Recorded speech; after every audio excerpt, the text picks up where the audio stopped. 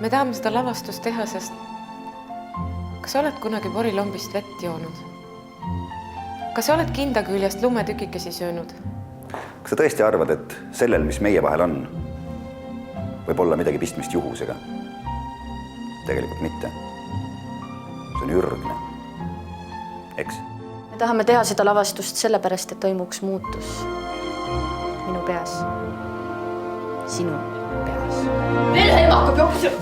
Ma viskaks üle õla. Ma lennutaks sind üle paneelmajade katuste.